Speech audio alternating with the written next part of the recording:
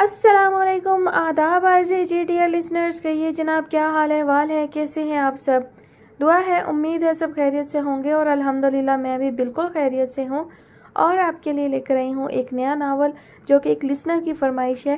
لیکن ناول کی جانب بڑھنے سے پہلے آپ سب سے ایک ریکویسٹ ہے، اور ریکویسٹ یہ ہے کہ ہماری ایک کو یوٹیوبر ہیں وفا جی، آپ میں سے بہت سارے لوگ ان سے واقف ہوں گے، ان کا چینل جو ہے وہ دیکھا ہوگا آپ نے، ان کے ناول بھی سنے ہوں گے آپ نے، تو ان کا چینل ہے سیلف بلیف کے نام سے۔ اس کے علاوہ ان کا ایک اور چینل ہے سول ٹچنگ کے نام سے، تو اس چینل کو آپ لوگ وزٹ کریں، سبسکرائب کریں، اور سب سے بڑھ کر وہاں پر موجود ناولز جو ہیں وہ سنیں۔ امید ہے کہ آپ کو بہت ہی اچھے لگیں گے، بہت اچھے اچھے ناولز آپ کو سننے کو ملیں گے۔ اس چینل کا لنک آپ کو جو ہے وہ ڈسکرپشن باکس میں بھی مل جائے گا، تو جناب آپ سب اس چینل کو وزٹ کریں، سبسکرائب کریں، اور سب سے بڑھ کر وہاں موجود ناولز کو سنیں تاکہ ان کے چینل کا واچ ٹائم جو ہے وہ جلدی سے پورا ہو جائے۔ اس کے علاوہ میرا ایک اور چینل ہے اردو نویلریا بائی نگہت کے نام سے، تو جناب آپ اس چینل کو بھی وزٹ کریں، پسند آئے تو سبسکرائب بھی کیجئے، اور ناولز کو سنتے رہا کریں، وزٹ کرتے رہا کریں۔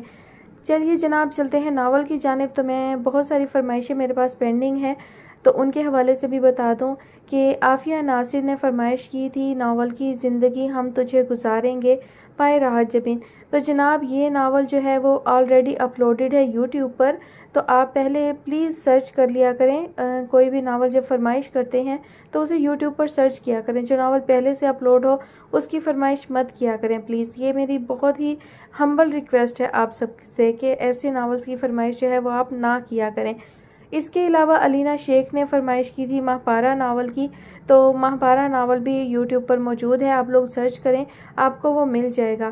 اب بات کریں آج کی ناول کی کہ آج میں کون سا ناول لے کر آئی ہوں، تو یہ بھی لسنر کی فرمائش ہے۔ ناول کیسا ہے میں نے نہیں پڑھا، اور ناول جو ہے وہ طویل ہے، پڑھنے کا آپ کو پتہ ہے کہ مجھے ٹائم نہیں ملتا، تو ناول کی فرمائش ہوتی ہے اس کو تھوڑا سا ریڈ کرتی ہوں اور اس سے اندازہ لگاتی ہوں کہ سٹوری جو ہے وہ رائٹنگ سٹائل کیسا ہے، لیکن بعض اوقات مجھے اتنا بھی وقت نہیں ملتا، میں بس یہ دیکھتی ہوں کہ یوٹیوب پر موجود نہیں ہے تو شیئر کر دیتی ہوں۔ تو ایسے میں اگر ناول اچھا نہ لگے، پسند نہ آئے، اگر ناول جو ہے وہ برا ہو تو پلیز تھوڑا سا ایڈجسٹ کیجیے گا، کبھی کبھی جو ہے وہ بری سٹوریز بھی شیئر ہو جاتی ہیں۔ امید ہے کہ ناول اچھا ہوگا، ہوپ فلی۔ تو چلتے ہیں ناول کی جانب۔ تو اس ناول کی فرمائش جو ہے وہ ہم سے کی ہے ہمنگ گرل نے۔ ناول کا نام ہے کوسے قضا کے رنگ، اور اس کی مصنفہ ہیں فاطمہ لغاری، اور آج آپ سنیں گے اس ناول کی پہلی قسط۔ وہ پچھلے آدھے گھنٹے سے وہیں ساکت کھڑا تھا، اندھیرے کا حصہ بنا وہ شاید جم چکا تھا، اس کے اوپر سیاہ بادل برس رہے تھے پوری قوت سے، بجلی کی گرج ماحول کو مزید پراسرار بنا رہی تھی۔ برستے بادل آج سب کچھ بہانے پر تلے ہوئے تھے، نرم نرم بھیگی گھاس کی نرمی کو وہ اپنے تلووں پر محسوس کر رہا تھا۔ کھلے آسمان تلے بھیگتے ہوئے وہ کسی غیر مرئی نقطے پر نظریں جمائے کھڑا تھا، اندھیرے میں اس کا وجود بمشکل ہی دکھائی دے رہا تھا۔ سیاہ بادلوں سے پانی کی بوندیں ٹپک رہی تھیں، تبھی بادل ایک دم زور سے گرجے، بجلی چمکی، ایک دم تیز روشنی ہوئی اور پھر فوراً سکڑ گئی۔ اسے اپنے سر پر چمکتی بجلی اور بادلوں کی گرج سے خوف آیا تھا، وہ سختی سے آنکھیں بند کر گیا۔ نیلے پڑتے لب کپ کپائے تھے، اس کے وجود سے ہمت آہستہ آہستہ ختم ہو رہی تھی۔ بادل ایک بار پھر گرجے، چمکتی بجلی نے بھی زور پکڑا۔ بادلوں سے پھوٹتی اس سفید روشنی میں دور سے یہی نظر آیا کہ ایک لڑکا سفید کفن جیسا چہرہ لیے گہری سوچ میں گم، کسی مجسمے کی طرح ساکت کھڑا بارش میں بھیگ رہا تھا، بنا کسی جنبش کے، کسی بھی قسم کے احساسات و جذبات سے عاری۔ وہ لڑکا ساری رات یوں ہی بارش میں بھیگتا رہا تھا۔ اندھیرا چھٹ چکا تھا، سیاہ اور سفید کی جنگ میں سفید جیت گیا تھا۔ جیسے ہر برائی پر اچھائی غالب آ جاتی ہے، ویسے ہی اندھیرے پر روشنی غالب آ گئی تھی۔ تیز چلتی ٹھنڈی ہوا سے بھیگی سڑک کے کناروں پر پوری شان سے کھڑے درختوں کے نم پتے لہرا رہے تھے۔ سیاہ سڑکوں کی نم مٹی فضا میں عجیب خوشگوار سا احساس پیدا کر رہی تھی۔ پورے آسمان کو سفید روئی جیسے بادل اپنی لپیٹ میں لے چکے تھے۔ اسلام آباد کی اس سڑک کے کنارے پر ایک بڑی سی حویلی اپنی پوری شان سے موجود تھی۔ حویلی کے باہر نیم پلیٹ پر سیاہ رنگ سے گوشہ تسکین لغاری فیملی لکھا تھا۔ حویلی کے اندر ایک طرف پارکنگ ایریا تھا، جبکہ دوسری طرف باغیچہ جو حویلی کی پچھلی جانب ختم ہوتا تھا، اور بیچ میں حویلی کے اندرونی حصے کی طرف جانے کا راستہ۔ بھیگے سفید ماربل پر سنبھل سنبھل کر قدم رکھتے ہوئے حویلی کے اندرونی حصے میں جہاں اس حویلی کے مکین رہتے تھے، سامنے ہی چمکتا لاؤنج جہاں بیٹھنے کے لیے جدید طرز کے صوفے اور درمیان میں شیشے کی ٹیبل رکھی تھی۔ दाएं तरफ किचन था और बाएं तरफ बहुत से कमरे थे कतार में। बीच में ऊपर जाने के लिए सीढ़ियां थी जिन पर मैरून रंग का कारपेट बिछा था। दाएं तरफ किचन में कहकहों की आवाज़ें आ रही थी। किचन में रखी टेबल के गिर्द कुर्सियों पर वो सब बैठी थीं। उनके सामने वो शेल्फ पर प्याज काट रही थी। भूरी आंखों से आंसू गिरकर गालों पर फिसल रहे थे। चेहरे पर गुस्से के तासुरात थे। मैं बता रही हूँ, मैं इस घर की नेम प्लेट बदलवा दूंगी। पूरे खानदान ने अपनी हुक्मरानी समझ रखी है। जिसको देखो मुझ पर हुक्म चला रहा है। क्या किया था मैंने जो दादी ने डांट दिया? बस हंसी थी ना? वो अब नम आंखों से उन सबको घूर रही थी। यार कौन समझाए दादी को कि हम इस घर की बुलबुलें हैं। टेबल के गिर्द रखी कुर्सी पर बैठी उर्वा ने अफसोस से कहा। और हमारे शाहीन गायब हैं, अनीसा ऊंची आवाज़ में बड़बड़ाई। सबकी बेइख्तियार हंसी छूट गई। शदीद सिंगल लोग, अनादिया ने नम आंखों से हंसते हुए कहा। ये वो लोग हैं जो वैलेंटाइन डे पर मातम के लिए स्याह कपड़े पहनते हैं। मोबाइल पर लगी नूरुल ऐन ने मुस्कुराते हुए कहा। तुमने भी पहने थे डैश औरत। अनीसा ने उसे घूरा। अनीसा, नूरुल ऐन सिंगल नहीं है। मिरहा ने उसकी मालूमात में इजाफा किया। इसी बात का तो दुख है, शादी की उम्र मेरी है और हो नूर की रही है। अनीसा ने अपने मसनूई आंसू साफ किए। नूर, तुम्हारी शादी का खाना हजम नहीं होना है हमें। इसने सुबह से रोना पीटना डाल रखा है।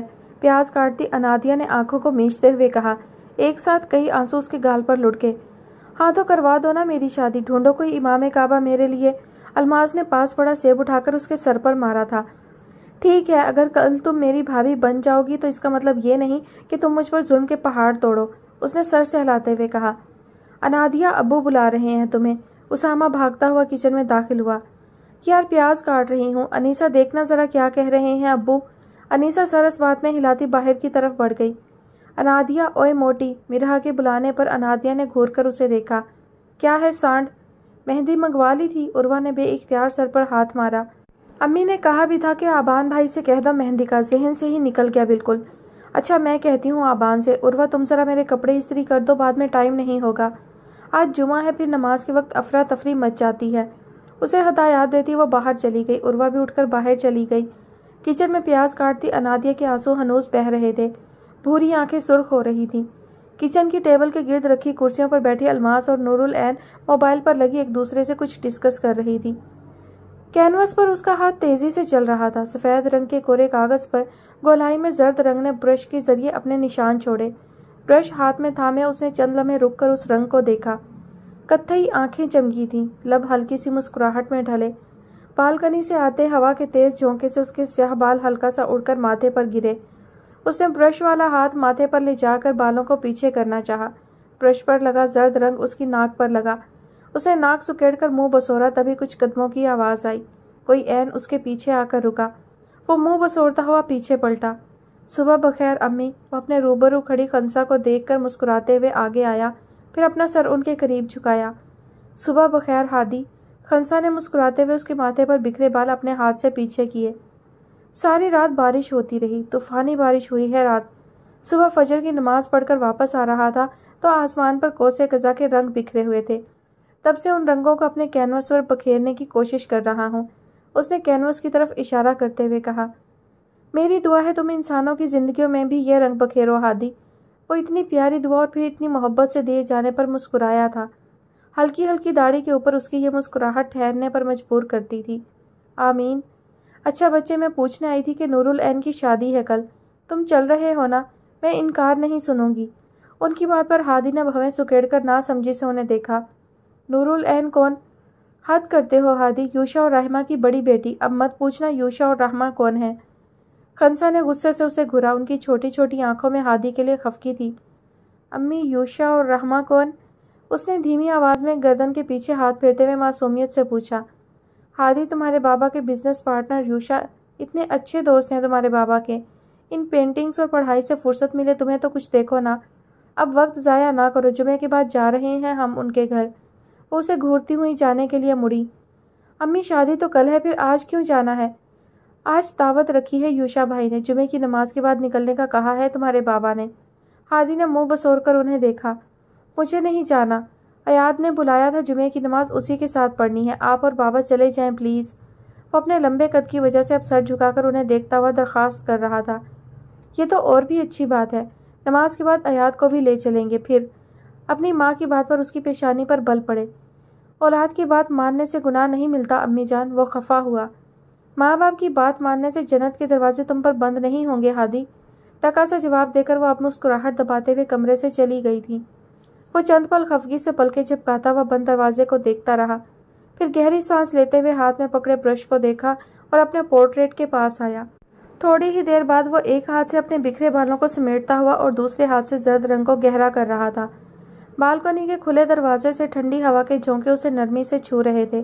آسمان پر قطار کی صورت میں پیچھے بادلوں پر براجمان شمس کوسے قزح کے بکھرتے رنگوں کو دیکھ رہا تھا۔ پوری حویلی مختلف پکوان کی خوشبو سے مہک رہی تھی۔ لاؤنج میں کھڑے مرد حضرات مسجد جانے کی تیاری کر رہے تھے۔ کوئی عطر لگا رہا تھا تو کوئی بال بنا رہا تھا۔ کچن میں خواتین پکوان کے ساتھ مصروف نظر آ رہی تھیں، جبکہ لڑکیاں اپنے کمرے میں نہانے، نماز پڑھنے اور کچھ تلاوت قرآن میں مصروف تھیں۔ یہ ہر جمعے کا معمول تھا۔ جمعے کے دن اس حویلی میں عید کا سا سماں ہوتا تھا۔ حویلی کے بڑے ارمغان لغاری تھے، جن کی زوجہ عریشہ کو خواتین کی سربراہ کا مقام حاصل تھا۔ ارمغان کے 3 بیٹے یحییٰ، فرقان، یوشع اور ایک بیٹی انفال۔ بڑے بیٹے یحییٰ اور ان کی زوجہ انابیہ کے 3 بیٹے احتشام، صالح اور سب سے چھوٹا آریان احمد ہے۔ دوسرے بیٹے فرقان اور ان کی زوجہ عنایہ کا ایک بڑا بیٹا آبان اور 2 بیٹیاں مرحا اور انیسہ ہیں۔ تیسرے بیٹے یوشع اور ان کی زوجہ رحمہ کی 4 بیٹیاں نور العین، الماس، انادیہ، عروہ اور ایک چھوٹا بیٹا اسامہ ہے۔ انفال کا ایک ہی بیٹا عباد ہے، جس کی شادی یوشع کی بڑی بیٹی نور العین سے ہو رہی ہے۔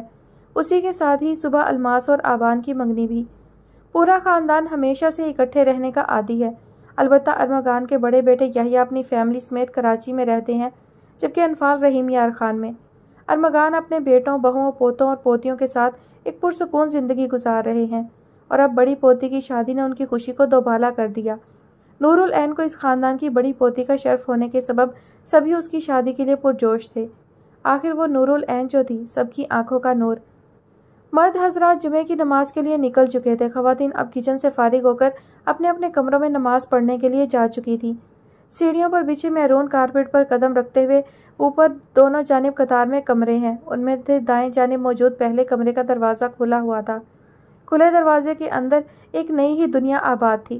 سنگھار میز کے قد آمیز شیشے کے سامنے کھڑے ہو کر اپنا عکس دیکھتے ہوئے اپنے ڈارک براؤن نم بال سنوارتی عروہ، بیڈ پر آلتی پالتی مار کر اپنے سامنے 2 تکیے ایک دوسرے کے اوپر رکھ کر ان کے اوپر رکھے قرآن کی ہل ہل کر تلاوت کرتی انیسہ، بیڈ کے قریب جائے نماز بچھائے سفید رنگ کی بے داغ چادر اوڑھے رکوع میں موجود الماس، ہلکے گلابی رنگ کے ٹراؤزر پر ہم رنگ کرتی پہنے دودھ جیسے سفید رنگ کا دوپٹہ کندھے پر ٹکائے کبٹ سے جائے نماز نکالتی نور العین، بالکنی میں کھڑی مرحا جو گرل تھامے نیچے کا منظر دیکھتی ہوئی خاکی رنگ کی چادر سر پر اوڑھے بے آواز کوئی تسبیح پڑھ رہی تھی۔ اس پورے منظر میں کچھ نامکمل سا تھا، کوئی کمی تھی۔ جی بالکل، واش روم سے آتی پانی گرنے کی آواز کمرے میں اس کی غیر موجودگی کی وجہ بیان کر رہی تھی۔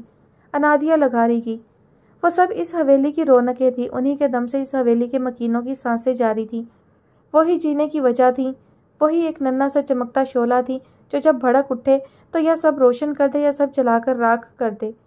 انہی کی وجہ سے خوشیوں نے اس حویلی کی دہلیز کو پار کرنے سے انکار کر دیا تھا۔ وہ خوشیاں بانٹنے اور غموں کو سمیٹنے والی شہزادیوں کی مانند تھی، جو مضبوط بھی بے حد تھی۔ سنگھار میز کے سامنے کھڑی عروہ نے اپنے بال جھٹکے سے کمر پر بکھیرے، پانی کی ننھی بوندیں فرش پر گریں۔ انیسہ نے مسکراتے ہوئے قرآن کی اوپری جلد پر اپنے لب رکھے۔ الماس نے سلام پھیر کر دعا کے لیے ہاتھ اٹھائے۔ نور العین الماس کے جائے نماز کے قریب ہی اپنا جائے نماز بچھا کر نماز شروع کر کے رکوع میں چلی گئی تھی۔ بالکنی میں کھڑی مرحا نے تسبیح پڑھ کر دعا کے سے انداز میں دونوں ہاتھ منہ پر پھیرے۔ واش روم کا دروازہ کھلا اور وہ باہر نکلی۔ نیلے رنگ کی فراک پہنے، ہم رنگ ٹراؤزر، بالوں کو تولیے میں لپیٹے، وہ ایک نظر سب پر ڈال کر اپنے بال سکھانے کے لیے سنگھار میز پر عروہ کے برابر میں کھڑی ہو گئی۔ سب ہنوز اپنے اپنے کاموں میں مصروف تھیں۔ کمرے میں پرسکون ماحول بنا ہوا تھا۔ وجہ ظاہر ہے ان سب کی مصروفیت تھی۔ تارکول سے بچھی سیاہ سڑک پر سفید رنگ کی وہ گاڑی معمول کی رفتار سے دوڑ رہی تھی۔ مختلف راستوں سے گزرتے ہوئے وہ گاڑی ایک سوسائٹی میں داخل ہوئی۔ سیدھ میں جاتی ہموار سڑک کے دائیں بائیں قطار کی صورت میں بڑے بڑے بنگلے کھڑے تھے۔ دائیں جانب کی قطار میں تیسرے نمبر پر موجود بنگلے کے آگے وہ گاڑی رکی۔ ڈرائیونگ سیٹ پر بیٹھے ہادی نے ہارن بجایا، بنگلے کا دروازہ کھلا، گاڑی پورچ میں کھڑی کر کے وہ باہر نکلا۔ گاڑی کی چابی کو انگشت شہادت میں گھماتا وہ اندر کی طرف بڑھا۔ لمبا قد، سیاہ رنگ کے چمکتے جوتے، سفید شلوار قمیض پہنے وہ چہرے پر نرمی سموئے لاؤنج میں آیا۔ ایک نگاہ ارد گرد دوڑائی، پھر لاؤنج کے سامنے بنے اوپن کچن کی طرف بڑھا۔ محمل بچے، اس نے کچن میں داخل ہوتے ہوئے مسکراتے فریج کے پاس کھڑی محمل کو بلایا۔ ہادی بھائی آپ کب آئے؟ وہ فریج کا دروازہ بند کرتی ہوئی پلٹی۔ زرد رنگ کی گھٹنوں تک آتی فراق پہنے، ساتھ ہم رنگ ہی ٹراؤزر اور کندھے پر دوپٹہ ٹکائے، لمبے سیاہ بال کمر پر بکھیرے، وہ 12 سالہ پیاری سی لڑکی تھی جو اپنے ملائی جیسے رنگ اور پھولے گال جو اکثر سرخ رہتے تھے کی وجہ سے ہمیشہ سے پٹھانی سمجھی جاتی تھی۔ میں ابھی ابھی آیا ہوں، تمہارا کھڑوس آبی کہاں ہے؟ اس نے پاس پڑی باسکٹ میں بڑے مختلف پھلوں کو دیکھتے ہوئے کہا، پھر آگے بڑھ کر کیلا اٹھا کر اس کا چھلکا اتارنے لگا۔ آبی تو اٹھے ہی نہیں ہیں ابھی، صبح دروازہ بجایا ان کے کمرے کا تو اندر سے ہی آواز دے دی کہ میں سو رہا ہوں، اٹھانے کی کوشش نہ کی جائے۔ بس اس کے بعد میں بھی نہیں گئی، وہ بھی نہیں اٹھے۔ اس نے کندھے اچکائے۔ ہادی نے پیشانی پر بل ڈالے اسے دیکھا۔ اس بدتمیز انسان کی وجہ سے میری نماز لیٹ ہو رہی ہے اور یہ بدتمیز سو رہا ہے۔ وہ کیلے کا چھلکا ڈسٹ بن میں پھینکتے ہوئے کچن سے نکل کر سیڑھیاں چڑھتا ہوا اوپر آیا۔ دائیں جانب موجود کمرے کا دروازہ زور سے کھٹکھٹایا۔ جو بھی تھا وہ بدتمیز نہیں تھا۔ 2 منٹ کے اندر اندر دروازہ نہ کھلا تو تم مر جاؤ گے آج میرے ہاتھوں، اس نے تیز آواز میں کہا۔ اندر ہنوز خاموشی چھائی رہی، نہ ہی دروازہ کھلا۔ ہادی نے پیشانی پر بل ڈالے بھویں سکیڑے کمرے کا دروازہ کھولا۔ ٹھنڈک کے احساس سے اس پر کپکپی طاری ہوئی۔ اس نے کمرے کے اندر قدم رکھا۔ پورا کمرہ اندھیرے میں ڈوبا ہوا تھا۔ ایاد تم زندہ ہو؟ اس نے سوئچ بورڈ تلاش کرتے ہوئے سرگوشی کی۔ غلطی سے ہاں، کسی کی نیند میں ڈوبی ہلکی سی آواز کمرے میں گونجی، دھیمی اور پورا اسرار آواز۔ افسوس ہوا مجھے۔ ہادی نے ہاتھ مار کر ساری لائٹیں آن کی۔ کمرے میں پھیلنے والی تیز روشنی کی وجہ سے بیڈ پر لیٹے اس کھڑوس کی آنکھیں چندھیا گئیں۔ اس نے سرخ ہوتی آنکھوں کو بند کیا۔ آنکھیں بند کرنے کی وجہ سے ایک دم آنکھوں میں جلن ہونے لگی۔ ہادی سونے دے یار، اس نے آنکھوں پر بازو رکھتے ہوئے کہا۔ آواز ہنوز دھیمی اور ہلکی تھی۔ اگر تم مجھے کہتے ہادی مرنے دے یار، میں خوشی خوشی تمہاری بات مانتا، مگر تم نے یہ نہیں کہا جس کا مجھے افسوس ہے، تو اب تم شرافت سے اٹھ رہے ہو۔ اس نے ریموٹ اٹھا کر اے سی بند کیا۔ اے سی کی کھلی پٹی کے بند ہوتے ہی ٹھنڈی ہوا بھی کمرے میں پھیلنا بند ہو گئی۔ اٹھ جا کھڑوس، مجھے نخرے دکھانے کی ضرورت نہیں ہے۔ اس نے تیزی سے کمفرٹر اس کے اوپر سے کھینچا، تبھی اس کے چہرے پر نظر پڑتے ہی وہ چونکا۔ کفن کی مانند سفید ہوتا چہرہ، سرخ آنکھیں، لرزتے ہونٹ، اور پھر اس کی نگاہ اس کے بالوں پر پڑی۔ سیاہ نرم بال نم تھے جن پر پانی کی ننھی بوندیں چمک رہی تھی۔ وہ خاموشی سے آنکھیں حیرت سے پھیلائے اسے تک رہا تھا، جبکہ وہ اب اس کے اس طرح دیکھنے پر نظریں چرانے لگا تھا۔ بارش میں بھیگتے رہے ہو؟ اس بار ہادی کی آواز میں شوخی یا شرارت نہیں تھی۔ اس کی آواز دھیمی تھی، دھیمی اور سرسراتی سی۔ کچھ پوچھ رہا ہوں تم سے۔ اس کے جواب نہ دینے پر ہادی کی آواز اب تیز ہوئی۔ ہاں، اور ہادی کا دل کیا تھا وہ اس کھڑوس انسان کو رکھ کر 2 لگائے، ورنہ 1-2 مکے تو جڑ ہی دے۔ مجھے بھی بلا لیتے، دونوں مل کر بھیگتے، پھر دونوں ساتھ ہی مرتے، مزہ تو آتا۔ وہ اس کے طنز پر لب سکیڑ کر رہ گیا۔ گدھے، اسے گھورتا ہوا وہ پلٹا۔ محمل کو نہیں بتانا، وہ پریشان ہو جائے گی۔ اس کے تفکر بھرے انداز میں کہنے پر ہادی نے مڑ کر اسے گھورا۔ اپنی یہ حالت کرتے ہوئے خیال نہیں آیا تھا اس کا؟ ایاد نے سنجیدگی سے اسے دیکھا، پھر نفی میں سر ہلایا۔ اس کی تکلیف میری تکلیف ہے، مگر میری تکلیف بس میری تکلیف ہے۔ اب چشمہ اٹھا کر دو، مجھے کچھ نظر بھی نہیں آ رہا۔ تمہارا ناک دائیں کان کی جگہ اور دایاں کان دائیں آنکھ کی جگہ آ گیا ہے۔ اس نے اٹھ کر بیڈ کراؤن کی پشت سے ٹیک لگاتے ہوئے کہا۔ اندھا گدھا، ایاد کی پیشانی پر بل آئے۔ موٹے غصہ کس بات پر ہے تمہیں؟ اس کے سوال پر ہادی اسے چشمہ پکڑا کر تھم سے بیڈ پر بیٹھا۔ تمہاری وجہ سے میں نے مفت کی بریانی کو کھو دیا۔ مفت کی؟ اس نے مفت پر زور دیا۔ ایاد نے چشمہ ناک پر بٹھایا۔ اس کی آنکھوں کے آگے شیشے کی دیواریں کھڑی ہو گئیں۔ ہاں، اب ہادی انسان دکھائی دے رہا تھا۔ کون کھلا رہا تھا؟ اس نے اپنی سمندر جیسی گہری نیلی آنکھیں اس کی آنکھوں میں ڈالی۔ ابو کے بزنس پارٹنر ہیں، ان کی بیٹی کی شادی ہے کل، تو آج دعوت تھی۔ امی نے کہا تھا ایاد کو بھی لے آؤ، ساتھ چلیں گے، مگر تم طوفانی بارش میں بھیگ تو لو پہلے۔ شادی میں کھا لینا مفت کی بریانی، مر کیوں رہے ہو؟ وہ بیزار ہوا۔ تم بھی چل رہے ہو؟ ہادی کی بات پر ایاد نے سنجیدگی سے اسے دیکھا۔ ایاد بھائی، محمل نے کمرے کے کھلے دروازے سے اپنا سر نکالا۔ محمل بہن، اس نے بھی محمل کے انداز میں گردن کو ٹیڑھا کیا۔ وہ مسکراتی ہوئی اندر آئی۔ آج آپ مجھے میری دوست کے گھر لے کر جا رہے ہیں نا؟ وہ اس کے سامنے آلتی پالتی مار کر بیٹھ گئی۔ نہیں تو، اس نے نفی میں سر ہلایا۔ हादी भाई देखिए ना, अयाद भाई को पिछले 1 हफ्ते से कह रही हूँ इन्हें मैं। वो रोहासी हुई। सॉरी मोहम्मद, अयाद के पुरनूर चेहरे पर निगाह डालने से मेरी आंखों की बेनाई के जाने का खदशा है। मैं रिस्क नहीं ले सकता। मोहम्मद उसके संजीदगी से कहने पर हल्का सा हंस दी। मोहम्मद मुफ्त की बिरयानी खानी है? हादी ने उसके कान में सरगोशी करते हुए राजदाराना अंदाज में कहा। मोहम्मद ने तेजी से इस बात में सर हिलाया। बस फिर कल रात रेडी रहना, हम तीनों बिरयानी खाने जा रहे हैं। वो अयाद के मुसलसल उसे घूरने का असर लिए बगैर कह रहा था। मैं कहीं नहीं जा रहा, तुम मोहम्मद के साथ जा सकते हो। हादी ने उसकी बात पर एक अबरू उठाकर उसे देखा, जैसे कह रहा हो कि ज़्यादा ही बोलना आ गया है तुम्हें। आबी प्लीज़, आप भी चलें। मोहम्मद ने आगे होकर उसके तपते हाथ थामे, फिर फ़ौरन उसके हाथ छोड़े। अयाद ने आंखें मींची, वो हैरत से उसे तक रही थी। भाई आपको बुखार हो रहा है इतना ज़्यादा?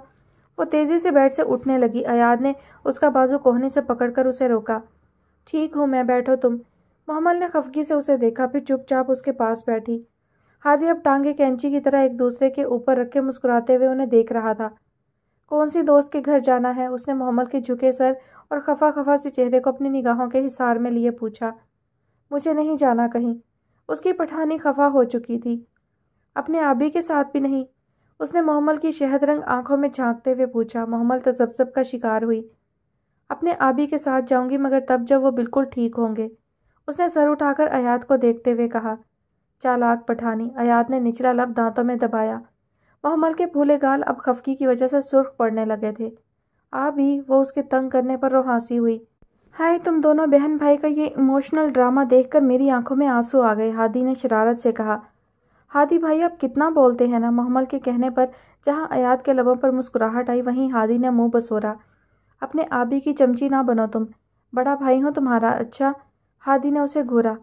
गलती से। मोहम्मद ने जुबान निकालकर उसे चिढ़ाया। हादी तेजी से उसे पकड़ने के लिए लपका। मोहम्मद ने बाहर की तरफ दौड़ लगा दी। मोहम्मद की बच्ची, आज तुम्हें नहीं छोड़ूंगा मैं, हाथ लगो बस मेरे। वो भी तेज तेज कहता उसके पीछे कमरे से निकल गया था। अयाद ने खाली खाली नज़रों से कमरे के दरवाजे को देखा। वो दोनों उसे बहुत अजीज थे। एक उसकी छोटी बहन मोहम्मद, जिसमें अयाद आफंदी की जान बसती थी, और दूसरा हादी, उसका इकलौता कज़न, उसका इकलौता दोस्त, इकलौता भाई भी। वो गहरी सांस लेकर बेड से उतरा, कदम वॉशरूम की तरफ बढ़ाए। कुछ देर बाद वो वापस आया तो हल्की हल्की दाढ़ी से पानी की बूंदें टपक रही थी। चेहरा गीला था। साइड टेबल पर पड़े टिश्यू के डब्बे से एक टिश्यू निकालकर उसने चेहरा खुश्क किया, फिर हाथ में पकड़ा चश्मा नाक पर टिकाया, जो हमेशा की तरह उसकी संजीदा शख्सियत की वजाहत में मजीद इजाफा कर देता था। अलमारी से जाए नमाज निकालकर उसने यक फर्श पर जाए नमाज बिछाया। दोनों पाँव चप्पल से आज़ाद करके जाए नमाज पर रखे। झुककर पैंट को टखनों से ऊपर तक मोड़ा, फिर दोनों हाथ कान तक ले जाकर नमाज शुरू कर दी। हादी और मोहम्मद की आवाज़ें अब भी कमरे के खुले दरवाजे से अंदर आ रही थीं। वो पुरसकून अंदाज में यकसुई से नमाज पढ़ रहा था। नमाज उसकी दिली और रूहानी सुकून का वाहिद ज़रिया थी। कुछ लोग तकलीफ़ों के आने पर अल्लाह से दूर हो जाते हैं। उन्हें लगता है कि उनका रब उन्हें भुला चुका है, मगर खुशकिस्मत होते हैं वो लोग जो हर तकलीफ़ को सहते हुए और सहकर अल्लाह के करीब से करीब तर हो जाते हैं, क्योंकि वो जानते हैं कि उन्हें चुन लिया गया है इम्तिहान के लिए, उस इम्तिहान के लिए जिसमें कामयाबी के बाद बस वो होंगे और उनका रब होगा। दुनिया कहीं पीछे रह जाएगी। फ़ानी दुनिया की चाह को मार कर वो अपनी मंजिल पा लेते हैं, सब्र और रब पर यकीन से। और वो भी चुन लिया गया था। उसका इम्तिहान आज से 12 साल पहले शुरू हुआ था और आज तक जारी है। वो इस इम्तिहान की सख्ती झेलते हुए कई बार लड़खड़ाया था, मगर हर बार उसे थाम लिया जाता था। उसके अपने रब पर यकीन ने उसे कभी भी गिरने नहीं दिया था। आज भी वो अपने रब पर यकीन के साथ उस इम्तिहान की सख्तियाँ झेल रहा था। उसकी ज़ात रेजा रेजा हो रही थी, मगर जैसे रेत के नन्हे नन्हे ज़र्रे मिलकर सहरा बनाते हैं, वो भी हर गुज़रते वक्त के साथ मजबूत हो रहा था। और जब महसूस करता है इंसान अपनी ज़ात को खोते हुए हर गुज़रते वक्त से साथ, तो वक्त चलता है अपनी चाल। वो दे देता है इंसान को मात, ताकि वो तैयार हो जाए शाहमात के लिए। यही दस्तूर वक्त है, यही कानून दुनिया। मर्द हजरात जुमे की नमाज़ पढ़कर आ गए थे। यूसुफ भी खंसा के साथ पहुंच गए थे। हादी ने फ़ोन करके उन्हें अपने ना आने की खबर सुना दी थी। अयाद की तबीयत ख़राब ना होती तो यकीनन वो पिट जाता आज खंसा के हाथों। सारे मर्द ड्राइंग रूम में बैठे थे, जबकि औरतें डाइनिंग रूम में। लड़कियां टेबल पर खाना लगाने में मसरूफ़ थीं। खंसा मुस्कुराते हुए अरीशा की कोई बात सुन रही थी, जबकि अनाया और रहमा मुसलसल बोलती लड़कियों को घूरने में खासी मसरूफ़ थीं। ख़वातीन आ जाएं, खाना लग गया है। انادیہ نے تیز آواز میں اعلان کیا۔ خنسا نے مسکرا کر اسے دیکھا، پھر عریشہ کے ساتھ اٹھ کر ڈائننگ ٹیبل پر آئیں۔ عریشہ سربراہی کرسی پر بیٹھیں، باقی سب بھی قطار کی صورت میں رکھی کرسیوں پر بیٹھ گئے۔ تمہیں اپنی عزت کتنی پیاری ہے عروہ، مرحا نے برابر میں بیٹھی عروہ کے کان میں سرگوشی کی۔ میرے لیے میری عزت ہی میرا سب کچھ ہے، مجھے اپنی جان سے زیادہ پیاری اپنی عزت ہے، جی کڑا کر کے کہا گیا۔ شاباش ہے، اب شرافت سے دوپٹہ سر پر لے لو ورنہ دادی نے تمہاری عزت کا جنازہ اٹھوا دینا ہے۔ سیکنڈ کے 1000ویں حصے میں عروہ نے کندھے پر جھولتا دوپٹہ سر پر لیا تھا۔ یار الماس، پلیٹ خالی، نورالعین دبا دبا سا چلائی۔ میں نے نہیں کھائی تمہاری بریانی، یہ انیسہ ہے، میں ایک نوالا لیتی ہوں اور پلیٹ ختم، الماس نے معصومیت سے کہا۔ انیسہ خود پر الزام لگنے کے باعث ہکا بکا انہیں دیکھ رہی تھی۔ موٹیو، پوری ڈش بریانی سے بھری پڑی ہے، لڑ کیوں رہی ہو؟ انادیہ نے تینوں کو گھورا۔ خنسا ان سب کی نوک جھونک سے لطف اندوز ہو رہی تھی، جبکہ عریشہ کو اب غصہ آنے لگا تھا۔ 10 دفعہ سمجھایا ہے کھانا خاموشی سے کھاتے ہیں، مگر مجال ہے جو یہ لڑکیاں بات سن لیں۔ ذرا سی بھی تمیز نہیں سکھائی فرقان اور یوشا نے اپنی بیٹیوں کو، سر پر چڑھا رکھا ہے۔ عریشہ کی آواز پر سب کی بولتی بند ہوئی۔ اتنی بے عزتی، وہ بھی مہمانوں کے سامنے۔ جانے دے امی، بچیاں ہیں، انہی سے تو رونق ہوتی ہے گھر میں۔ خنسا کے کہنے پر سب نے گہری سانس لی۔ چلو کوئی تو تھا جو انہیں سمجھتا تھا۔ آپ کا بیٹا کیسا ہے، آیا ہے؟ انایا کے سوال پر انادیہ نے گہری سانس لی۔ نہ جانے کیوں یہ خاتونیں دوسروں کے بیٹوں میں اتنا انٹرسٹ رکھتی ہیں۔ الحمدللہ ٹھیک ہے، آنا تھا اسے بھی، مگر میرے بھتیجے کی طبیعت خراب ہو گئی تو اسی کے پاس رک گیا۔ عریشہ نے ایک غصیلی نظر انایا پر ڈالی جسے وہ دیکھنے سے قاصر رہیں۔ کیا کرتا ہے آپ کا بیٹا آج کل؟ تمہاری اماں آج پورا انٹرویو لیں گی ان کے بیٹے کا، انادیہ نے انیسہ کے کان میں سرگوشی کی۔ دعا کر ان کا بیٹا نکما نکلے، بچ جائیں گے ہم، انیسہ نے سنجیدگی سے کہا۔ سافٹ ویئر انجینئرنگ میں ڈپلومہ کر رہا ہے، ارادہ BBA کا تھا مگر یہ کہہ کر ڈپلومہ کرنے لگا کہ 1-2 سال بعد کروں گا BBA۔ امیروں کے چونچلے، عروہ نے دبی آواز میں کہا۔ ماشاءاللہ، اللہ کامیاب کرے اسے۔ آمین، خنسا مسکراتے ہوئے کھانا کھانے لگی۔ اللہ بچے کو میری اماں سے محفوظ رکھے، آمین، انیسہ کی بات پر انادیہ نے مسکراہٹ دبائی۔ اللہ تمہیں اپنی اماں کے جوتے سے محفوظ رکھے، آمین، عروہ نے انادیہ کی بات پر بمشکل ہنسی روکی۔ اللہ ہم سب کو دادی کے طنزوں سے محفوظ رکھے، آمین، سب نے ایک آواز میں کہا۔ پھر اپنی تیز آواز کا احساس ہوتے ہی ڈر کر خواتین کی طرف دیکھا جو آنکھوں میں آگ کے بھڑکتے شعلے لیے انہیں گھور رہی تھیں۔ اللہ خنسا آنٹی کے جانے کے بعد ہم سب کو اپنی اماؤں کی نیک باتوں سے محفوظ رکھے، عروہ کی ڈری ڈری آواز سنائی دی۔ آمین، سب نے معصومیت سے ہلکی آواز میں کہا۔ آئیں ذرا آج یہ یوشا اور فرقان بتاتی ہوں تم سب کا، ذرا سی تمیز نہیں ہے لڑکیوں میں، اور پھر دادی جان کے طنز سے تو کوئی نہیں بچ سکتا نا، وہ سب تو بالکل بھی نہیں، حالانکہ انہوں نے کچھ بھی تو نہیں کیا تھا، بس دعائیں ہی تو مانگی تھیں، مگر خیر، اللہ یوشا اور فرقان کو دادی جان کی صلواتوں سے محفوظ رکھے، آمین۔ آپ ہی بات سنیں، صوفے پر بیٹھی محمل کھسک کر اس کے قریب ہوئی۔ ہادی سے بات کرتے ایاد نے چہرہ ترچھا کر کے اپنے برابر میں بیٹھی محمل کو دیکھا۔ یہ ایک طرح کا طرز تخاطب ہے دونوں بہن بھائیوں کے درمیان، محمل جو ہے وہ آبی کہتی ہے اور ایاد جو ہے وہ اسے پتہ نہیں کیا کہتا ہے، اس لفظ کا مجھے صحیح تلفظ نہیں معلوم، سرچ کرنے پر بھی وہ مجھے نہیں ملا کیونکہ مجھے نہیں معلوم یہ کس زبان کا لفظ ہے، تو جو مجھے سمجھ آ رہا ہے میں وہ لفظ ادا کر دوں گی، اگر کسی کو درست معلوم ہو تو وہ بتا دے کہ اس کا تلفظ کیا ہے۔ بہرحال کہانی کی جانب بڑھتے ہیں۔ کہیں بجم، وہ مسکرائی۔ ایاد کا محبت سے بجم کہنا اسے ہمیشہ سے اچھا لگتا تھا، اور اس کے بجم کہنے کے انداز سے تو اسے محبت تھی۔ پوری طرح اس کی طرف متوجہ ہو کر جھک کر نرمی سے اس کا چہرہ دیکھتے ہوئے اسے بجم کہنا ہر بار اس کے دل میں ایاد کی محبت کو بڑھا دیتا تھا۔ میری پٹھانی کہاں گم ہے؟ اس کے مسکرا کر کہنے پر محمل کے گال سرخ ہوئے تھے۔ ہادی، یاد ہے بچپن میں بھی ہماری پٹھانی ایسے ہی سرخ ہو جاتی تھی، مجھے تو لگتا ہی نہیں ہے یہ بڑی ہوئی ہے تھوڑی سی بھی۔ وہ اب ہادی سے مخاطب تھا، محمل روحانسی ہوئی۔ یاد ہے ذرا سا لڑکی کو تنگ کرتے یا ڈانٹتے تھے، سیکنڈ میں لال پڑ جاتی تھی، ہادی مسکرایا۔ آپ بھی، اس نے منہ بسورا۔ بجم، ایاد نے بھی اسی کے انداز میں کہا۔ ہادی بھائی، ایاد آبی سے کہیں مجھے تنگ نہ کریں، اس نے بے چارگی سے ہادی کو دیکھا۔ سن لیا تم نے ایاد، ہماری پٹھانی کو بالکل بھی تنگ مت کرو، ہادی نے مسکراہٹ دبائے سنجیدگی سے کہا۔ ہادی بھائی، وہ خفا ہوئی۔ ایاد نے مسکراتے ہوئے اس کے کندھے پر اپنا بازو پھیلایا۔ اچھا نہیں کرتے ہم تنگ، تم بتاؤ کیا کہنے لگی تھی؟ وہ سنجیدہ ہوا۔ میں کہہ رہی تھی ہم کل شادی پر جائیں گے تو آپ اپنا وہ والا سوٹ پہنیں گے جو میں نے اور ہادی بھائی نے آپ کو گفٹ کیا تھا، آپ کی برتھ ڈے پر، اس نے معصومیت سے کہا۔ اور کوئی حکم؟ محمل نے مسکراتے ہوئے اس بات میں سر ہلایا۔ ارشاد، ہادی بھائی اور آپ کی گھڑیوں سے لے کر ہیئر سٹائل تک سب میری مرضی سے ہوگا۔ ہادی ہلکا سا ہنسا تھا اس کی بات پر، پھر مسکراتے ہوئے صوفے سے اٹھ کر ان دونوں کے پاس آیا اور محمل کے برابر میں بیٹھا۔ حکم ہماری بہن کا ہے۔ دونوں نے اس کے آگے سر جھکایا تھا۔ وہ کھلکھلا کر ہنس دی تھی۔ ان دونوں کی گہری ہوتی مسکراہٹ نے پیغام دیا تھا کہ ان کی پٹھانی ہنستے ہوئے بہت پیاری لگتی تھی۔ ہادی اب جھک کر اس کے کان میں کچھ کہہ رہا تھا۔ وہ مسکراتے ہوئے نفی میں سر ہلا رہی تھی۔ ایاد خاموشی سے اسے دیکھ رہا تھا۔ نہیں نا ہادی بھائی، وہ والا کوٹ آپ پر اچھا نہیں لگتا۔ وہ مسلسل اسے ایک کوٹ شادی پر پہننے سے منع کر رہی تھی، جبکہ ہادی بضد تھا کہ وہ وہی پہنے گا۔ میں وہی پہنوں گا نا، ایاد نرمی سے دونوں کو بحث کرتا دیکھ رہا تھا۔ آپ نے کہا تھا اب میری بات مانیں گے، مان سے کہا گیا۔ تو ہماری پٹھانی اپنی رضامندی دے دینا۔ محمل نے نفی میں سر ہلایا۔ ایاد ابھی آپ دیکھ رہے ہیں نا ہادی بھائی کو، یہ میری بات نہیں مان رہے۔ اس نے سر تھوڑا ترچھا اور اونچا کر کے اپنے برابر میں بیٹھے ایاد کو دیکھا۔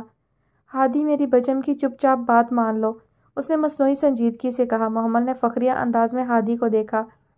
اوکے پھر محمل پٹھانوں والا گیٹ اپ کرے گی۔ ہادی کی بات پر محمل نے حیرت سے اسے دیکھا۔ ایاد نے مسکراہٹ دبائی۔ دونوں جانتے تھے اسے کبھی بھی پٹھانوں جیسا گیٹ اپ پسند نہیں آتا تھا۔ نہیں نہیں، کبھی نہیں، اس نے تیزی سے نفی میں سر ہلایا۔ ہاں ہاں بالکل ہاں، ہادی نے اسبات میں سر ہلایا۔ آپ بھی، اس نے معصومیت سے ایاد کو دیکھا۔ یہ تم مجھے جواب دینے کی بجائے ایاد کی عدالت میں اپنا کیس کیوں پیش کرتی ہو؟ ہادی نے اسے گھورا۔ کیونکہ وہ ضد نہیں کرتے، وہ اچھے بھائی ہیں، اس نے دانت نکالے۔ میں کیسا بھائی ہوں پھر؟ معصومیت سے پوچھا گیا۔ آپ وہ دائیں ہاتھ کی شہادت کی انگلی ٹھوڑی پر رکھ کر سوچنے لگی۔ آپ میرے جان بھائی ہیں۔ محبت لاڈ سب تھا اس کے لہجے میں۔ ہادی کی مسکراہٹ گہری ہوئی۔ ایاد آبی، مجھے کوئی ترکش نیا ڈرامہ بتائیں، میرے پاس ترکش الفاظ کم ہو گئے ہیں، پریشانی سے کہا گیا۔ فی الحال تو کوئی نہیں ہے، ایاد نے کندھے اچکائے۔ آبی کان قریب کریں، اس نے رازدارانہ انداز میں کہا۔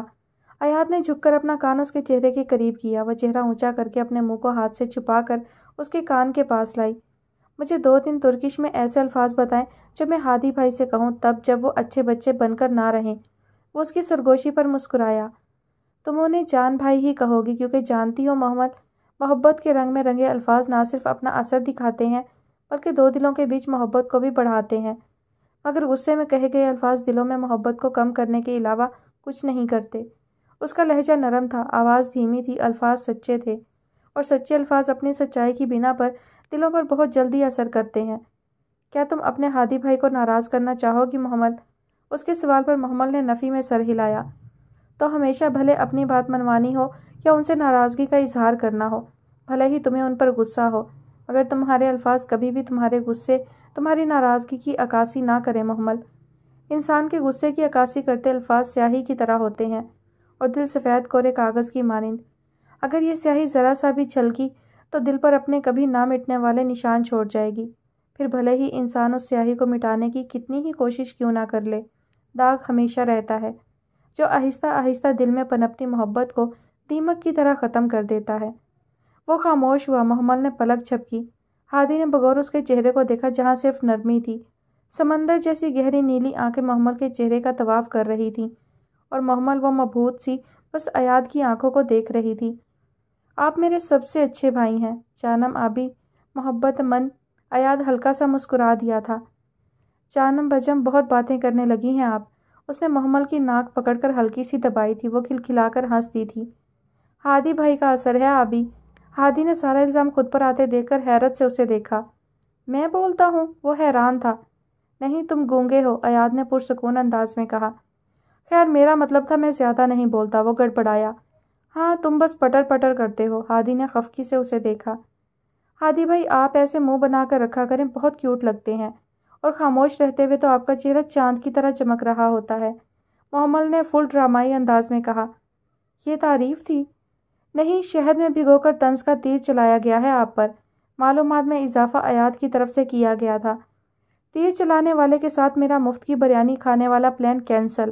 اس نے صوفے کی پشت سے ٹیک لگائی۔ ہادی بھائی آپ ایسا نہیں کریں گے، تنبیہ کی گئی۔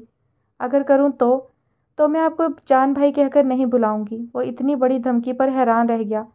محمل اتنی بڑی سزا؟ جی ہاں، فیصلہ آپ کا ہے اب، اس نے خفگی سے منہ موڑا۔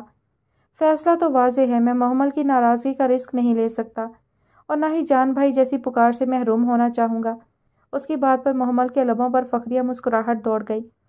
تم لوگ چائے پیو گے؟ ایاد نے صوفے سے اٹھتے ہوئے پوچھا۔ بالکل، دونوں نے ایک زبان ہو کر کہا۔ ایاد سر اسبات میں ہلاتا کچن کی طرف بڑھا۔ ایاد سنو، ہادی کی آواز پر وہ پلٹا۔ چینی روک کے، پتی ٹھوک کے، اس نے مسکراتے ہوئے کہا۔ ایاد نے محمل کی طرف دیکھا جو برے برے منہ بناتے ہوئے نفی میں سر ہلا رہی تھی۔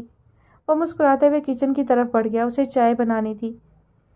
چینی روک کر، پتی ٹھوک کر، ہاں، محمل کے لیے وہ 1 چمچ زیادہ چینی اس کے کپ میں ڈالنا نہیں بھولے گا۔ وہ نرم دل کی مالک شیریں لہجے میں بات کرنے والی کڑوی چیزیں حلق میں انڈیلنا جرم سمجھتی تھی۔ جانم آبی کی جانم بجم اس معاملے میں اپنے آبی سے بالکل الٹ سوچ رکھتی تھی۔ اس کا آبی، اذیتناک ماضی رکھنے والا، زمانے کی سختیاں جھیلنے والا، دنیا کی تلخیاں اپنے اندر انڈیلنے والا ایک مضبوط لڑکا، اور وہ نرم لہجوں کی عادی، زمانے کی حقیقت سے کوسوں دور، 2 محافظوں کی آغوش میں پلنے والی، مشکلات سے ڈرنے والی کمزور اور نرم دل لڑکی۔ دونوں کی سوچ میں فرق فطری بات تھی۔ وہ کڑواہٹ کا عادی تھا اور وہ کڑواہٹ اپنے حلق میں انڈیل کر مجرم نہیں بننا چاہتی تھی۔ شام کے ہوتے ہی سورج روئی جیسے بادلوں کے پیچھے چھپ گیا تھا۔ تیز ٹھنڈی ہوا کے جھونکوں سے باغیچے کے سبز پتے لہرا رہے تھے۔ کچھ دیر پہلے ہی عروہ نے پودوں کو پانی دیا تھا، جس کی وجہ سے پانی کی ننھی ننھی بے رنگ بوندیں سبز پتوں پر موتی کی طرح چمک رہی تھیں۔ باغیچے کے درمیان میں ایک میز رکھی تھی جس کے ارد گرد سب کرسیاں رکھے بیٹھے تھے۔ میز پر رکھے چائے کی پیالیوں سے اڑتی بھاپ کے ساتھ الائچی کی مہک فضا میں مل رہی تھی۔ ساتھ ہی میز پر بہت سے لوازمات رکھے تھے جن سے وہ سب لطف اندوز ہوتے ہوئے باتوں میں مشغول تھے۔ ارمغان کے برابر میں بیٹھی عروہ نے چائے کا خالی کپ ٹیبل پر رکھا۔ آج آپ کی بیوی نے بھری محفل میں ہمیں ڈانٹا ہے، جس کی وجہ سے نہ صرف ہماری عزت پر حرف آیا ہے بلکہ ہمارے اماں ابا کا سر بھی جھکا ہے۔ کیا اداکاری تھی، کیا الفاظ تھے! اس کے برابر میں بیٹھی ساری لڑکیاں اش اش کر اٹھیں۔ معذرت بچے، مگر یہ کیس میں حل نہیں کر سکتا، جان کو خطرہ لاحق ہے، ارمغان صاحب نے مسکراہٹ دباتے ہوئے سنجیدگی سے کہا۔ دادا، آپ اپنی پیاری سی پوتیوں کے لیے اتنا سا بھی نہیں کر سکتے؟ مرحا نے زمانے بھر کی معصومیت کو چہرے پر لاتے ہوئے کہا۔ تم سب کیوں مجھے مروانے پر تلی ہوئی ہو؟ ارمان صاحب نے خود کو گھیرے میں دیکھتے ہوئے کہا۔ اچھا ٹھیک ہے، ہم آپ کی زوجہ کی اس خطا کو کمال ضعف کا مظاہرہ کرتے ہوئے معاف کرتے ہیں۔ انادیہ نے فخریہ کالر جھاڑے۔ آپ کا یہ احسان شاید میں پوری زندگی نہ چکا پاؤں ڈی ایس پی صاحب۔ انادیہ بچپن سے ارمغان کی ڈی ایس پی تھی، اب تو وہ اس کا نام لینا بھی بھول چکے تھے۔ یہی طرز تخاطب تھا، یہی اس کا نام تھا، اینڈ دیٹس اٹ۔ دادا، بڑے چاچو کب آ رہے ہیں؟ عروہ نے گود میں رکھی پلیٹ سے ایک بسکٹ اٹھا کر منہ میں رکھا۔ چاکلیٹ کا ذائقہ اس کے منہ میں پگھلتا گیا۔ کراچی سے نکل چکے ہیں وہ، بیچ میں رحیم یار خان رکیں گے تمہاری پھپھو کے پاس، پھر سیدھا بس شادی ہال آئیں گے، انہوں نے تفصیل بتائی۔ ہوا کے جھونکے سے عروہ کے بال ہلکا سا اڑ کر کمر پر گرے تھے، ناک ٹھنڈ کی وجہ سے برف جیسی یک ہو رہی تھی۔ انیسہ بچے، تم کیوں چپ بیٹھی ہو؟ وہ انیسہ کی طرف متوجہ ہوئے۔ سبز رنگ کا جوڑا پہنے، بالوں کو پونی میں باندھے، وہ دونوں ٹانگیں کرسی پر رکھ کر باہوں سے گھٹنوں کے گرد حصار قائم کیے اپنی ٹھوڑی گھٹنوں پر ٹکائے نم لہراتی گھاس کو گھور رہی تھی۔ دادا، نور چلی جائے گی، پھر گھر میں کیا یہی رونقیں باقی رہیں گی؟ اس کی شہد رنگ آنکھوں میں نمی پگھلنے لگی تھی۔ نور العین نے سر جھکایا تھا، شاید اب ضبط کا بندھن جو ہمت کر کے باندھا تھا اب بکھرنے لگا تھا۔ جانا تو سب نے ہے انیسہ، یہی دستور قدرت ہے۔ انہوں نے گہری سانس لی، دل پر ایک دم بوجھ سا آن گرا تھا۔ بیٹیوں کو رخصت کرنا آسان ہوتا ہے بھلا؟ دادا، ہم نور کو مس کریں گے، مرحا نم آنکھوں سے مسکرائی تھی۔ سب نے اپنی نظروں کا رخ اس کی طرف کیا، پتنوں پر لہراتی نمی اب ہوا میں گھلنے لگی۔ نور کے ساتھ ہوئی ہر لڑائی کو، الماس کی دھیمی آواز سنتے ہی ہوا جوش میں آئی۔ نور کی ہر بات کو، ایک آنسو انیسہ کی سیاہ پلکوں پر ٹھہرا۔ نور کے ساتھ مل کر کی جانے والی سب کی بے عزتی کو، انادیہ کی دھیمی مسکراہٹ پر بادل بے چین ہوئے۔ کوئی تو انہیں بتائے وہ اداس اچھی نہیں لگتی تھیں۔ نور کے تھپڑ کو عروہ ہلکا سا ہنسی، سبھی ایک دم اس کی بات پر ہنس دیے تھے۔ یہ تھپڑ عروہ کی بہترین یادوں میں شامل ہوگا، ارمغان نے مسکراتے ہوئے کہا۔ بالکل، پوری زندگی میں کسی نے اتنی زور سے تھپڑ نہیں مارا تھا جتنا نور نے کھینچ کر مارا تھا۔ اف، گال دہک گئے تھے، کان سائیں سائیں کر رہے تھے۔ عروہ نے وہ تھپڑ یاد کرتے ہوئے جھرجھری لی۔ اور دادا مزے کی بات، نور نے جب عروہ کو تھپڑ مارا تو عروہ تو روئی ہی، ساتھ میں نور بھی رونے لگی تھی۔ اف کیا سین تھا وہ! نور نے خفگی سے انادیہ کو دیکھا جو مزے لے لے کر تھپڑ والا سین بتا رہی تھی۔ دادا اتنا بھاری ہاتھ ہے نور کا، اوپر سے ساری انرجی یوز کی تھی اس نے تھپڑ مارتے ہوئے، اب رونا تو آنا تھا نا، اس نے معصومیت سے کہا۔ دادا مزے کا سین تب ہوا، مہندی والے دن ہم سب مغرب کی نماز پڑھنے کے لیے کمرے میں گئے، عروہ بھی ساتھ میں آئی، پہلے محترمہ نے نماز پڑھی، پھر روتی ہوئی نور کے گلے لگی۔ کیا کہا تھا اس نے مرحا؟ انادیہ نے شرارت سے مرحا کی طرف دیکھا۔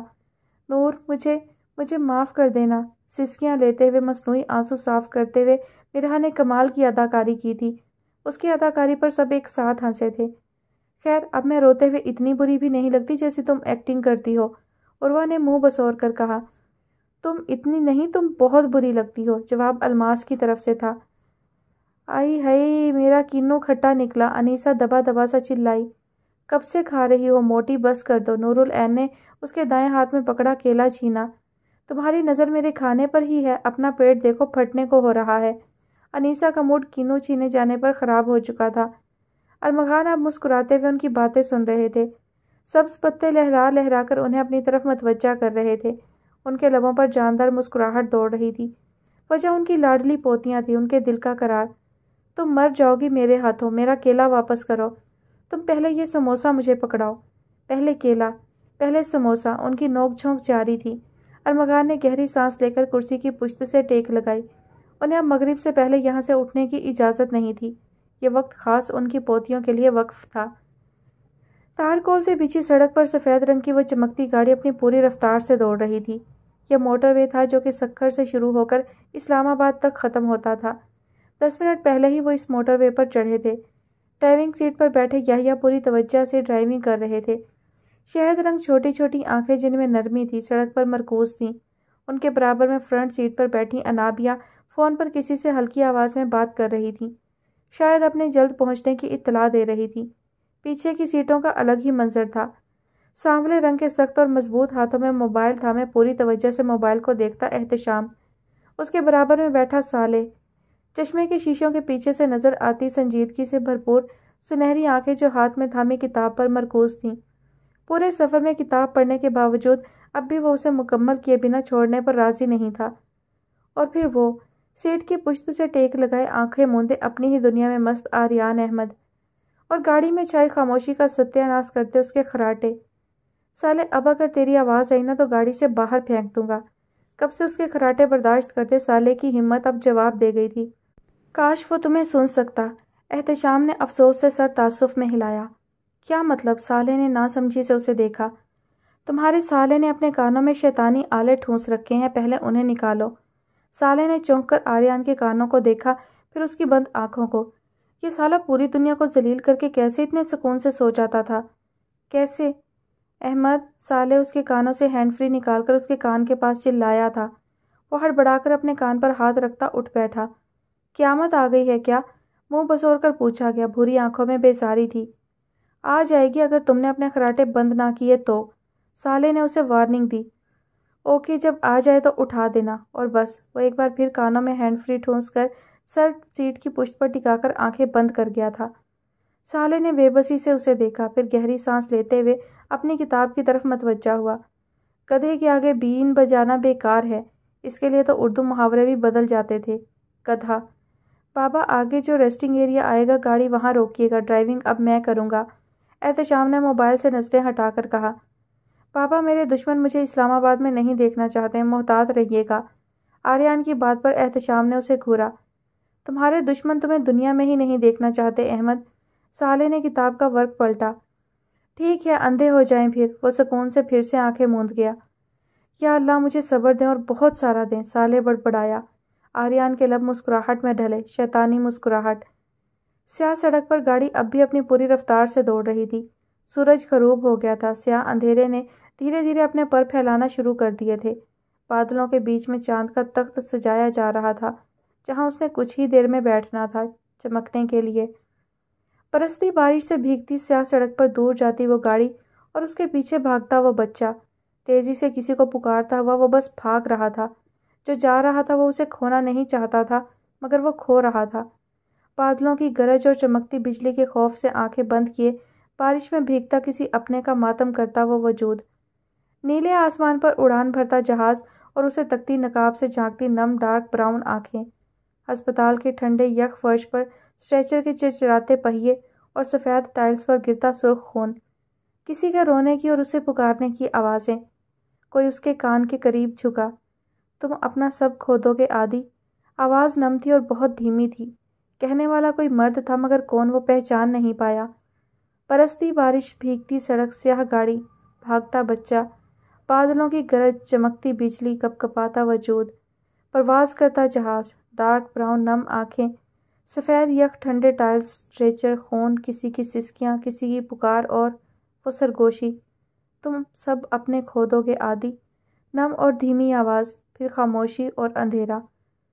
سنو تم سب سو گئے، بیڈ پر آڑی ترچھی لیٹی عروہ نے سرگوشی کی۔ کمرے میں گھپ اندھیرا تھا، خاموشی اتنی کہ سوئی گرنے کی آواز بھی سنائی دے۔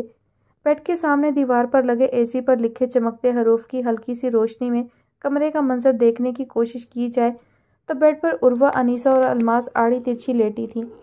بیڈ کے دائیں طرف فرش پر میٹرس بچھائے نور العین لیٹی ہوئی تھی، جبکہ بائیں طرف میٹرس پر انادیہ تھی اور بیڈ کے آگے پیچھے میٹرس پر مرہا۔ سب کے الگ الگ کمرے ہونے کے باوجود آج نور العین کے ساتھ اس کی شادی سے پہلے کی آخری رات کی خوشی میں سب ایک ہی کمرے میں سونے کے لیے راضی ہو گئی تھی۔ نہیں یار، نیند ہی نہیں آ رہی، انیسہ کی بیزار سی آواز کمرے میں گونجی۔ نور، تم بھی جاگ رہی ہو؟ عروہ نے بیڈ سے جھک کر نور العین کا چہرہ دیکھنے کی کوشش کی۔ سونے دو گی تم تو سوؤں گی نا، خاموش نہیں ہو سکتے تم لوگ؟ جھٹکے سے اٹھ کر اس نے عروہ کو گھورا، شہد رنگ بڑی بڑی آنکھیں گھورنے کی وجہ سے مزید بڑی ہو گئیں۔ صحیح ہے بھائی، آج کی رات بھی ڈانٹو تم مجھے، جب رحیم یار خان میں اکیلی ہوگی نا تب پوچھوں گی تم سے، عروہ نے تکیے پر سر رکھتے ہوئے منہ پھلا کر کہا۔ ویسے میں سوچ رہی تھی نور وہاں اکیلی بور نہیں ہو جائے گی، پھپھو ہیں، عباد بھائی اور پھپھا ہیں، بس نہ کوئی نند نہ دیور، مرہا نے چھت پر لٹکتے فانوس کو گھورتے ہوئے کہا۔ قسمت تو الماس کی پھوٹی ہے، دو چڑیلوں جیسی نندیں، انادیہ نے مسکراہٹ دباتے ہوئے کہا۔ بھوری چھوٹی سی آنکھیں مزید سکڑ گئیں۔ فٹے منہ تمہارا، اپنی بھابھی کو ہم دونوں سر پر بٹھا کر رکھیں گے، انیسہ نے اکڑ کر کہا۔ ہاں، مرہا کے بال ویسے بھی بھینس کے گھونسلے جیسے ہیں، الماس آرام سے بیٹھ جائے گی، عروہ نے مسکراتے ہوئے مرہا کے کرلی بالوں پر چوٹ کی۔ سب بے ساختہ بھینس کے گھونسلے پر ہنستی تھی۔ اپنے بال دیکھے ہیں عروہ کی بچی؟ مرہا نے منہ بسورا۔ ماشاء اللہ سے اتنے پیارے ہیں کہ اماں کسی کی شادی پر بھی نہیں کھولنے دیتی کہ نظر لگ جائے گی، عروہ نے کروٹ بدلتے ہوئے کہا۔ تم سب اپنی بکواس بند کرو گے؟ شادی ہے صبح، جمائیاں نہیں لینی مجھے حال میں، الماس نے ان کی مسلسل باتوں سے چڑ کر کہا۔ اچھا بس ایک منٹ یار، انادیہ خنسا آنٹی کتنی سویٹ سی ہے نا، انیسہ نے نیچے میٹرس پر لیٹی انادیہ سے تائید چاہی۔ ہاں، ہماری امائیں تو مرچیں چبا کر رکھتی ہیں، ویسے ان کے بیٹے کی حرکت عجیب نہیں ہے، بندے کو جب کرنا بی بی اے ہے تو پھر بیچ میں ڈپلومہ کیوں؟ انیسہ نے گہری سانس لی۔ ہوتا ہے سب کی اپنی اپنی پسند، ہو سکتا ہے ان کا بیٹا مختلف چیزوں کے بارے میں پڑھنا چاہتا ہو، مختلف شوق رکھتا ہو، وہ ایک ہی چیز کو اپنا ٹارگٹ بنا کر پوری زندگی اس میں صرف کرنا پسند نہ کرتا ہو۔ اچھی بات ہے یہ ویسے نا، انیسہ اس کے نقطہ نظر پر متاثر ہوئے بغیر نہ رہ سکی۔ یہ بھی ہے، ویسے دادے کی پوتیاں پہنچ گئی ہیں رحیم یار خان؟ عروہ کے اچانک سوال پر سب کا ایک ساتھ قہقہہ بلند ہوا تھا۔ دادے کی پوتیاں بیچ میں چوڑیاں لینے رک گئی تھیں تو لیٹ ہو گئیں، انادیہ کا شاندار پوائنٹ۔ اف، مزہ تب آیا تھا جب ہم سب بڑی چاچی کے گھر ان کے کمرے میں بیٹھے تھے، احتشام بھائی اور آریان جوس وغیرہ سرو کرنے کے لیے جیسے ہی کچن سے نکلے دادا نے فوراً آواز لگائی، میری پوتیاں آ رہی ہیں، راستہ دو انہیں۔ اللہ، چہرے دیکھنے تھے آریان اور احتشام بھائی کے۔ عروہ نے ہنستے ہوئے ایک یادگار واقعہ سب کے گوش گزار کیا۔ شرم تو نہیں آئی تھی کہ تمہارے ہوتے ہوئے بھی دادے کی پوتیاں کام کر رہی تھیں؟ نور العین نے اسے لتاڑا۔ بالکل بھی نہیں، مجھے ڈر تھا کہ اگر میں کام کرنے کھڑی ہوئی تو دادے کی پوتیوں سے ان کے عہدے چھین لیے جائیں گے۔ انیسہ نے دائیں ہاتھ کا مکہ بنا کر اس کے پیٹ پر مارا تھا، وہ بلبلا اٹھی تھی۔ ویسے اس بار آریان کو کس لقب سے نوازنا ہے؟ مرہا چہکی۔ کھوتا، عروہ نے بلند آواز میں کہا۔ گدھا، انادیہ نے اپنا حصہ ڈالا۔ خرگور، انیسہ مسکرائی۔ چندڑا، نور العین ہنستی تھی۔ الکابات کی بارش ہوگی آریان پر، بس ہاتھ لگے دادا کی یہ پوتی۔ عروہ واپس اپنی لائن پر آئی۔ استغفر اللہ، سدھر جاؤ عروہ، الماس نے جھرجھری لی۔ جو سدھر جائے وہ، انیسہ کی جملہ پورا کرنے سے پہلے ہی عروہ نے اس کے منہ پر ہاتھ رکھا۔ ابو آ رہے ہیں شاید، सीढ़ियाँ चढ़ने की आवाज़ आ रही है। उसने सरगोशी की। सब तेज़ी से अपने बिस्तरों में घुसी, अपनी हंसी को जब्त करते हुए आंखें मूंद कर लेट गईं। आराम से कमरे का दरवाज़ा खुलने की आवाज़ आई। खामोशी ही खामोशी थी। चंद पल यूं ही गुजर गए, फिर दरवाज़ा बंद होने की आवाज़ आई। वो सब यूं ही सांस रोक के लेटी रहीं। फिर कुछ देर बाद उर्वा ने कंबल से अपना सर निकाला। अब्बा गए? उर्वा ने सवाल किया। इससे पहले कि कोई जवाब देता, कमरे की लाइट ऑन हुई। सबने सख्ती से आंखें मींची। वो सब पकड़ी जा चुकी थी। सबने डरते डरते यूशा की तरफ देखा, जो स्विच बोर्ड के पास खड़े सीने पर दोनों बाजू बांधे गुस्से से उन सबको घूर रहे थे। वक्त पर उठना है तुम सबने सुबह। फजर की नमाज के बाद कोई नहीं सोएगा। मुझे सब नीचे मिले। हुक्म सादिर किया गया। उनकी सुर्ख होती आंखें उनके नींद से उठने की खबर दे रही थी। यूशा उन पर वक्त पर सोने और उठने के अलावा शायद ही किसी मामले में सख्ती करते थे। और उर्वा, अपनी आवाज़ धीमी रखा करो, नीचे तक आ रही होती है तुम्हारी आवाज़। उर्वा ने लब दांतों में दबाते हुए निगाहें झुकाई थीं। सो जाओ सब, दुआएं पढ़ लेना, शब बखैर। एक निगाह उन सबके चेहरों पर डालकर वो लाइट बंद करके बाहर चले गए। और फिर मेरा शक यकीन में बदल गया कि अब्बा एक जासूस रह चुके हैं। उर्वा ने आंखें घुमाते हुए कहा। निरी बकवास करती रहना, बस चुप करके सो जाओ आप। नूरुल ऐन उन्हें घूरती हुई अपने मैट्रेस पर लेट गई। वो सब भी मासूमियत से उसकी बात मानते हुए अपनी अपनी जगहों पर लेट गईं।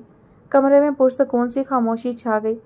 अंधेरा और खामोशी, एसी की ठंडक और एसी के चमकते नीले हरूफ की हल्की सी रोशनी एक पुरसकून और फरहत बख्श माहौल पेश कर रही थी।